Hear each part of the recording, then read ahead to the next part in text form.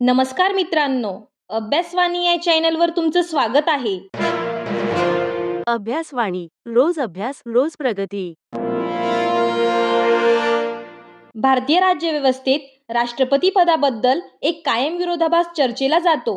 म्हणजे एका बाजूला त्यांना नामधारी प्रमुख म्हटलं जातं आणि दुसऱ्या बाजूला ते देशाचं सर्वोच्च घटनात्मक पद आहे. मग खरं काय? त्यांचे अधिकार किती आणि मर्यादा काय? आज आपण याच प्रश्नांची उत्तरे शोधणार आहोत आणि त्यासाठी आपण थेट संविधानाच्या तरतुदींचाच आधार घेणार आहोत. हा आढावा स्पर्धा परीक्षेच्या दृष्टिकोनातून अत्यंत महत्त्वाचा ठरेल. चला तर मग आता आपण राष्ट्रपती पदाची घटनात्मक तरतूद पाहूया. भाग 5, प्रकरण 1, कलम 52, जिथे राष्ट्रपती पदाची पायाभरणी केली आहे. अगदी साधं आणि सरळ आहे. ते सांगतं की भारतासाठी एक राष्ट्रपती असतील आणि हे पद आपण ब्रिटनच्या संसदीय प्रणालीवरून घेतले, जिथे राष्ट्रपती नामधारी कार्यकारी प्रमुख असतो आणि खरी सत्ता पंतप्रधानाच्या हातात असते. त्यांचे अधिकार म्हणजे देशाचा सगळा कारभार त्यांच्या नावाने चालतो. त्याची घटनात्मक तरतूद कुठे आहे? ती तरतूद आहे लगेच पुढच्या कलमात, कलम 53. यात दोन महत्त्वाच्या गोष्टी आहेत. एक, संघराज्याचे सर्व कार्यकारी अधिकार राष्ट्रपतींकडे असतील, म्हणजे देशाचा संपूर्ण कारभार राष्ट्रपतींच्या नावाने चालतो. आणि दोन, राष्ट्रपती तिन्ही संरक्षण दलांचे सरसेनापती असतील. हे झालं पदाचं स्वरूप. पण या पदावर व्यक्तीची निवड कशी होते? ही प्रक्रिया बरीच गुंतागुंतीची आहे आणि ती प्रक्रिया कलम 54 आणि 55 मध्ये आहे. कलम 54 नुसार राष्ट्रपतींची निवडणूक अप्रत्यक्ष पद्धतीने होते, म्हणजे इनडायरेक्ट इलेक्शन, आणि त्यासाठी एक निर्वाचक गण म्हणजे इलेक्टोरल कॉलेज असतं.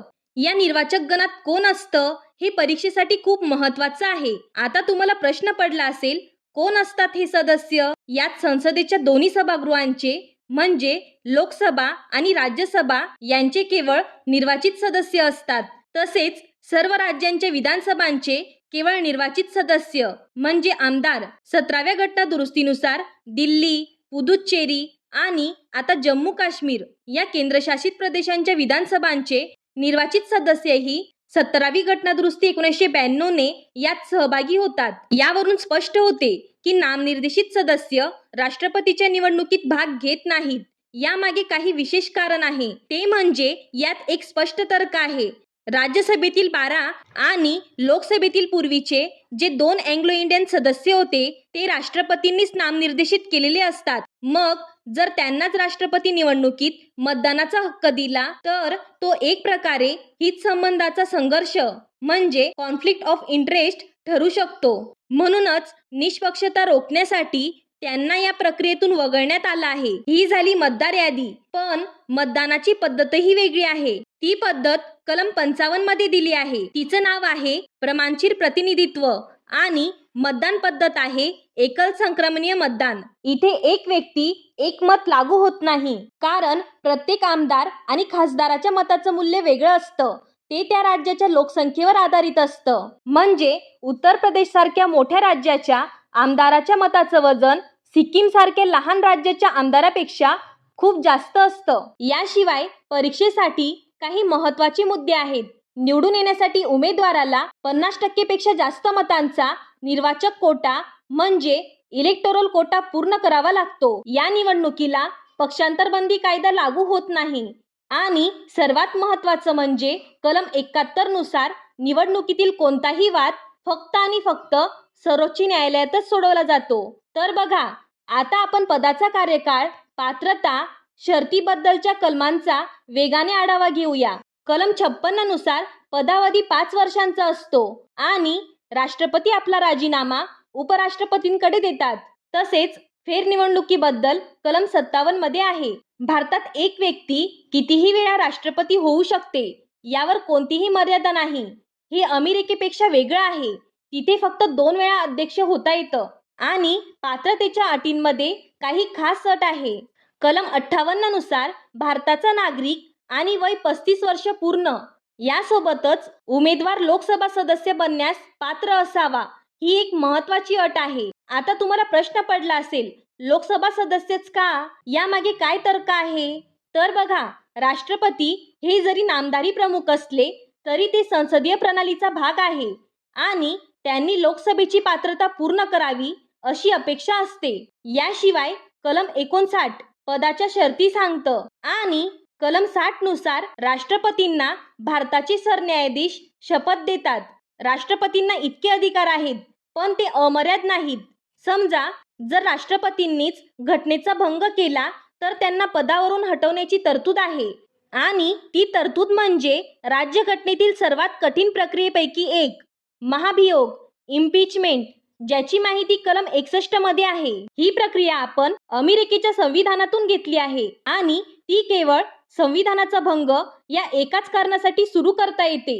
ही प्रक्रिया खूप कठीण आहे. याची सुरुवात संसदेच्या कोणत्याही सभागृहात होऊ शकते, पण त्यासाठी 14 सदस्यांची 14 दिवसांची पूर्व नोटीस लागते आणि त्यानंतर तो ठराव दोन्ही सभागृहांमध्ये एकूण सदस्य संख्येच्या 2/3 म्हणजे 2/3 ऑफ टोटल मेंबरशिप या विशेष बहुमताने मंजूर व्हावा लागतो. म्हणजे ही प्रक्रिया जवळजवळ अशक्यच बनवली आहे. यामागे घटनाकारांचा काय विचार होता? यामागे एक स्पष्ट विचार आहे. राष्ट्रपती हे संपूर्ण देशाचे प्रतिनिधी आहेत. त्यांना कोणत्याही एका पक्षाने केवळ राजकीय हेतूने पदावरून काढू नये. ही एक प्रकारची घटनात्मक हमी आहे. इथे आणखी एक महत्त्वाचा फरक लक्षात ठेवा. महाभियोगाच्या प्रक्रियेत निर्वाचित आणि नामनिर्देशित असे सर्व सदस्य भाग घेतात, म्हणजे निवडणुकीच्या अगदी उलट.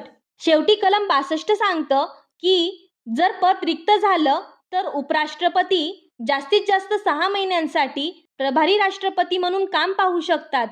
आता आपण राष्ट्रपतींच्या काही विशेष अधिकारांवर येऊया, ज्यावर नेहमीच चर्चा होते. सुरुवात करूया व्हीटो पॉवर पासून. कलम 111 नुसार राष्ट्रपतींना 3 प्रकारचे नकाराधिकार आहेत. पहिला आहे ॲब्सोल्यूट व्हीटो, म्हणजे विधेयक पूर्णपणे नाकारणे. हे सहसा खासगी विधेयक किंवा जुन्या सरकारच्या विधेयकांबाबतीत वापरलं जातं. आणि दुसरा आहे सस्पेन्सिव्ह व्हीटो, म्हणजे विधेयक अर्थातच अर्थविधेयक वगळून संसदेकडे एकदा पुनर्विचारासाठी परत पाठवणे, पण संसदेने ते पुन्हा मंजूर केल्यास राष्ट्रपतींना सही करावीच लागते. आणि तिसरा, जो सर्वात जास्त चर्चेत असतो, पॉकेट व्हीटो.